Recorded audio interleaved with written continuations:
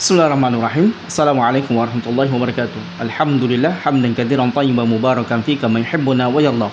Wassalatu wassalamu ala Rasulillah wa ala alihi wa ashabihi wa man tabi'ahum bi ihsanin ila yaumiddin wa ba'd.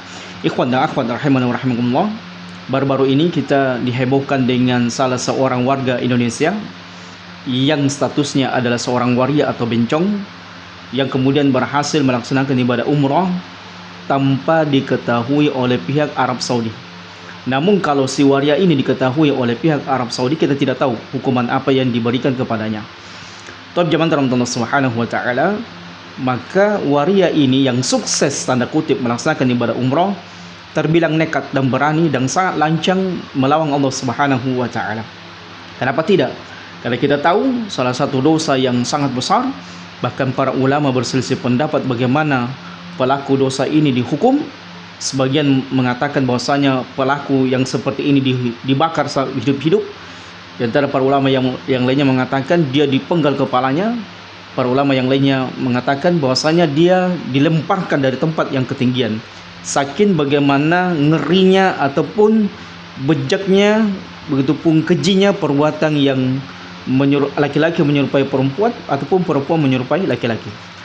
Tapi zaman Allah Subhanahu wa taala, mungkin kita bertanya-tanya, kenapa orang seperti ini lancang dan berani melaksanakan ibadah umrah dengan laki-laki berpakaian perempuan? Kenapa Allah Subhanahu wa taala tidak langsung memberikan hukuman atau memberikan azab kepada orang tersebut ketika berada di Masjidil Haram? Karena kita tahu, ya mungkin di luar sana banyak tersebar berita bahwasanya siapa yang melakukan kejelekan ataupun keburukan, biasanya kes-kes, kontang-kontang Allah Subhanahu wa taala langsung berikan bayaran yang sepadan dengan apa yang mereka lakukan, dosa yang mereka lakukan ketika berada di Masjidil Haram.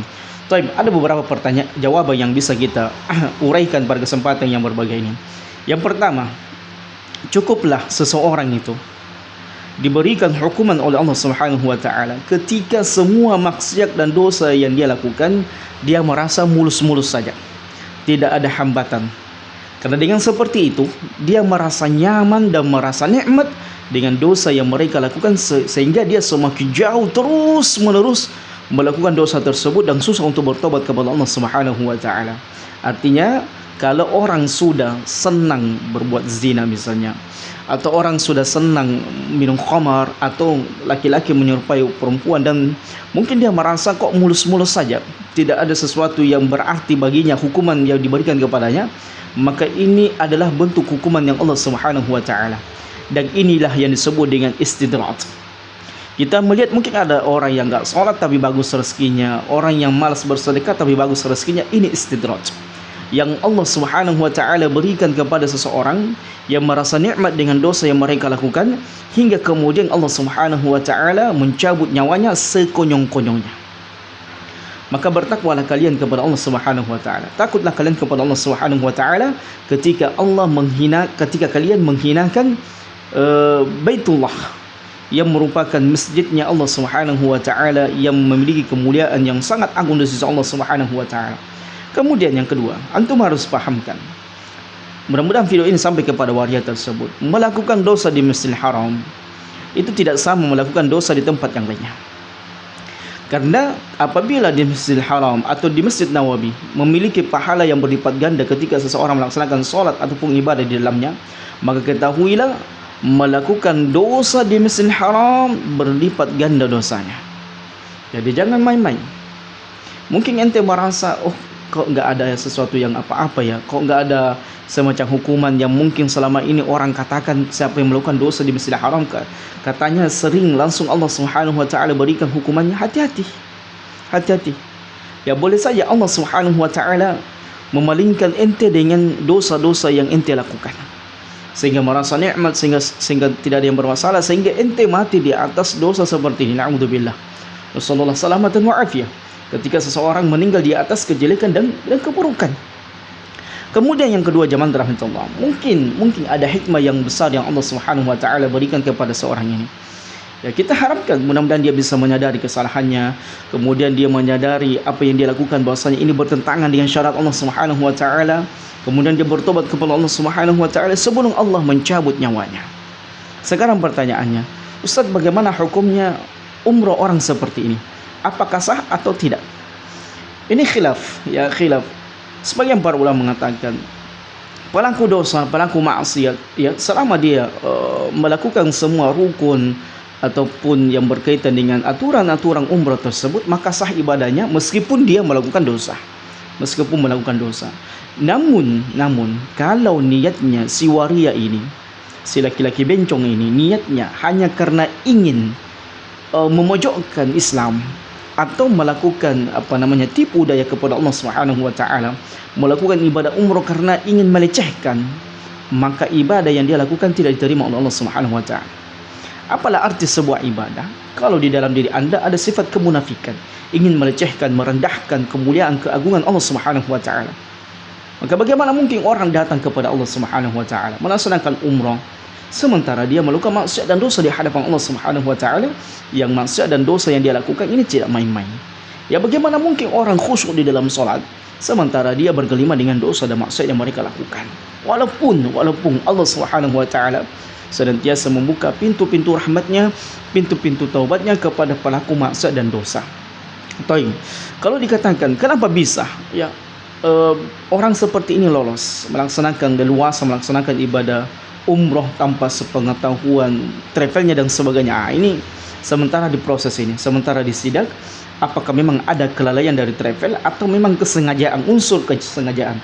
Karena ini ya bisa masuk ke ranah pelecehan agama Allah Subhanahu wa taala. Ya sama halnya kalau kita mengatakan kenapa kok bisa orang lancang dan berani melakukan terang-terangan perbuatan dosa dan maksiat yang tidak main-main kadarnya di sisi Allah Subhanahu wa taala. Ya sama halnya ketika kita mendapatkan di masjid-masjid sekarang ini banyak pencuri yang mencuri dalam masjid.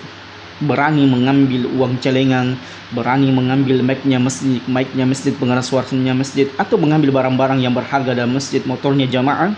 Hari ini banyak orang berperilaku bejat. Hari ini kita banyak menjumpai orang sudah tidak segan-segan lagi di hadapan Allah Subhanahu wa taala. Orang semakin berani, semakin lancang melakukan dosa dan maksiat di hadapan Allah. Padahal mereka tahu ini tempat sakral, ini tempat tidak sama dengan tempat yang lainnya.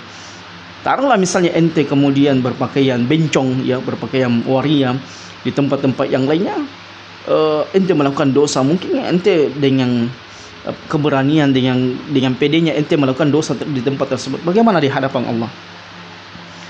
Ini tidak habis pikir kita. Bagaimana orang seperti ini lancang dan berani menerobos aturan Allah Subhanahu wa taala, bahkan dengan pedenya memamerkan apa yang dia lakukan. Na'udzubillah. Ya baru-baru juga kita kemarin mendapatkan waria dan bencong yang ketika duduk di majelis ilmu di masjid dia bercadar.